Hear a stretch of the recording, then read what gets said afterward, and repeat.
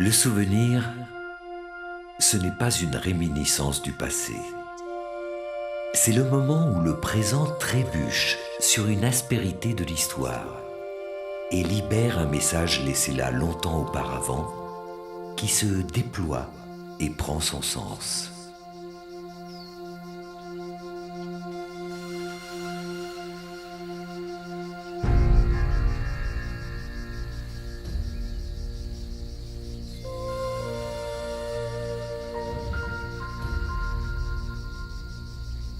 Mes parents étaient paysans, donc j'ai été élevée dans une ferme. Je suis née dans la ferme et j'ai été élevée dans une ferme.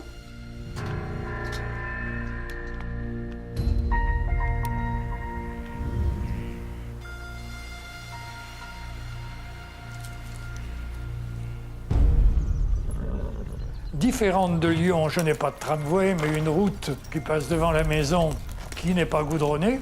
Il y passe des chars à bancs tirés par un cheval au galop, selon l'état d'âme du conducteur. C'est un plaisir de prendre le train. Vous vous rendez compte, on va se promener en ville, parce qu'on n'y allait pas tous les jours, hein, à cette époque. Je ne sais pas, est-ce que je vous dirais une fois par mois? Peut-être que c'est même trop. Quand je suis venue habiter ici, c'était donc en avril, 1er avril, et c'était je me souviens toujours de Rose, parce qu'on me l'avait montré dans le bas du jardin, elle passait, et mon grand-père m'avait dit, tu vois, tu iras à l'école avec cette petite fille.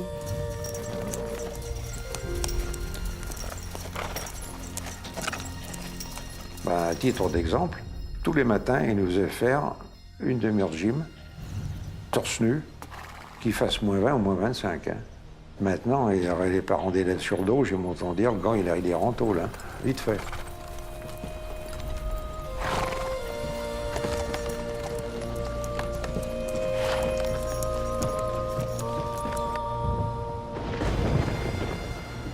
Vous savez, moi j'ai vécu avec des garçons. D'abord, là, dans le coin, une gamine, il y avait que des garçons, j'étais la seule fille. Donc j'ai appris à me bagarrer.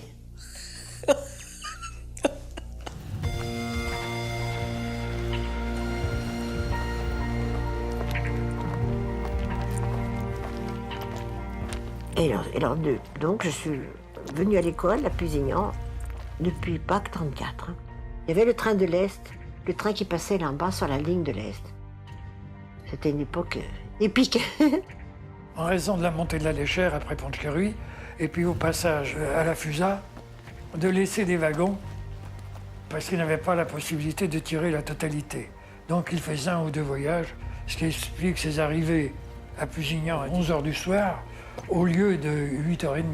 Et là, vraiment, je l'ai vu à plusieurs reprises manquer la gare.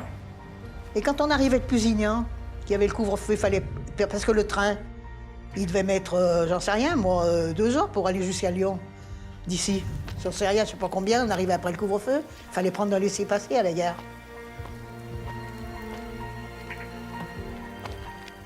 Je peux pas m'empêcher d'imaginer mes parents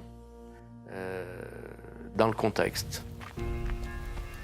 En particulier mon père, quand il s'est occupé des maquis pour les organiser, les déplacer.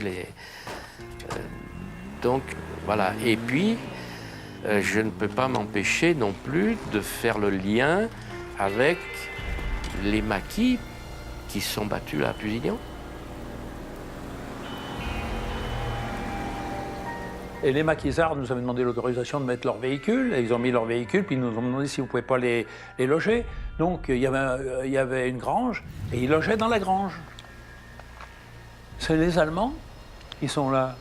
Donc à mon avis, ils étaient renseignés que le maquis devait loger là. Ensuite, les Allemands ont envahi la propriété, et ils disaient « habitants, terroristes, terroristes », ils disaient.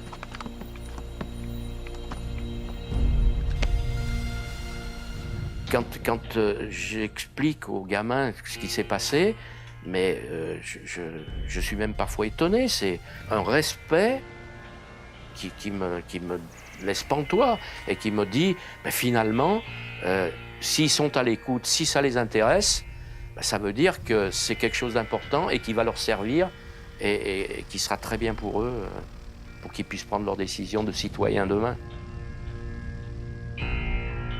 parce qu'ils ont vécu le XXe siècle, parce qu'ils ont traversé ce que nous ne connaîtrons jamais, parce qu'ils sont encore parmi nous, et que jour après jour, notre histoire s'efface. Notre devoir est de sauvegarder et transmettre cette mémoire, et raconter aux nouvelles générations la vie qui fut la leur.